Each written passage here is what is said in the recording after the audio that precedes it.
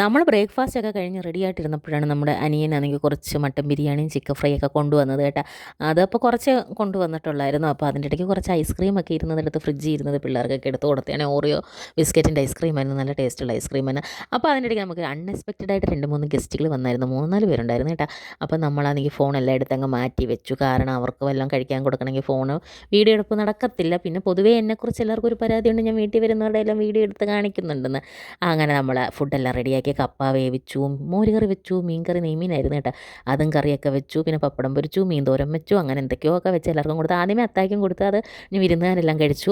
അത് കഴിഞ്ഞ് അണ്ണനുമൊക്കെ കഴിച്ച് കഴിഞ്ഞിട്ട് വൈകുന്നേരം ആയപ്പോൾ ആബിദിനൊരു പരാതി, നമ്മുടെ കസിൻ്റെ വീട്ടിൽ പോകണമെന്ന് അവൻ കുറേ നാൾ കൊണ്ട് പറയുകയാണ്. കാരണം നമ്മൾ ഓണം വെക്കേഷനെങ്ങും പോയിട്ടില്ലായിരുന്നല്ലോ. അപ്പോൾ ഭയങ്കര പരാതിയും കരച്ചിലും. അങ്ങനെ നമ്മളെന്തോ ഹലീമിൻ്റെ വീട്ടിലോട്ട് ആബിദിനെയും കൊണ്ടുപോയി.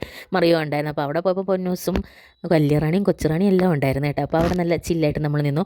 അപ്പം വലിയറാണി അവിടെ നിന്ന് വർക്ക് ഫ്രം ഹോം ചെയ്യണം. നമ്മളിപ്പോൾ ഹോം ഫ്രം വർക്ക് ആക്കി കൊടുത്തേനെ. പിന്നെ പോട്ടെ കൊച്ച്, പാവം കൊച്ചല്ലേ എന്ന് പറഞ്ഞുകൊണ്ട് ജോലിയിൽ നിന്ന് തടസ്സപ്പെടുത്താതെ നമ്മൾ അടുക്കളയിലോട്ട് പോയി. നമുക്ക് എവിടെ പോലെ അടുക്കള ആണല്ലോ, അടുക്കളയിൽ ഇരിക്കുന്നതാണ് ഇഷ്ടം. അപ്പോൾ അവിടെ നമ്മുടെ അനിയത്തി ആണെങ്കിൽ നമ്മളെ കണ്ടുകൊണ്ട് പെട്ടെന്ന് ഏത്തയ്ക്കാപ്പമൊക്കെ ഉണ്ടാക്കുമായിരുന്നു. നമ്മളവിടെ നിന്ന് ലെച്ചടിച്ച് ഞാൻ പിന്നെ ചുമ്മാ ഒരു ഷോയ്ക്ക് വേണ്ടി 2-3 എടുത്ത് അടുപ്പയിലോട്ട് ഇടുന്നതായിട്ട് കാണിച്ചതാണ് കേട്ടെ. ഇത് പിന്നെ നമ്മുടെ സാലിഹായ അസിയായൊക്കെ ഉണ്ടായിരുന്നു. പിന്നെ അതിൻ്റെ ഇടയ്ക്ക് ഞാൻ പിള്ളേരെ അവിടെ നിർത്തിയിട്ട് കടയിലോട്ട് പോയി അവിടുത്തെ കുട്ടിമണികൾക്ക് കുറച്ച് മാലയും വളയൊക്കെ വാങ്ങിക്കാൻ, ഓണമായിട്ടൊക്കെ എന്തെങ്കിലും മേടിച്ച് കൊടുക്കണം. അങ്ങനെ 2-3 മാല മേടിച്ച് അവിടെ വിതരണമൊക്കെ നടത്തിയിട്ട് നമ്മൾ നമ്മുടെ ലാവണ്ടറി കയറി ചേച്ചിമാരെയൊക്കെ അപ്പോൾ അതുപോലെ കണ്ട് ചിരിച്ച് സോപ്പിട്ടിട്ട് നമ്മുടെ വീട്ടിൽ വന്നു. വീട്ടിൽ വന്നിട്ട് ആബിദിനെ അവിടെ നിർത്തിയിട്ടാണ് നമ്മൾ പോയത്, കസിൻ്റെ വീട്. അപ്പോൾ പിന്നെ രാത്രി നമ്മൾ വിളിക്കാനായിട്ട് ഇനി പോകണം.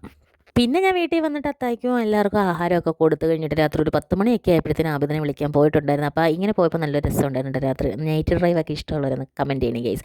അതുപോലെ നമ്മുടെ ചാനൽ ഒന്ന് സബ്സ്ക്രൈബ് ചെയ്യണേ. Thank you for watching.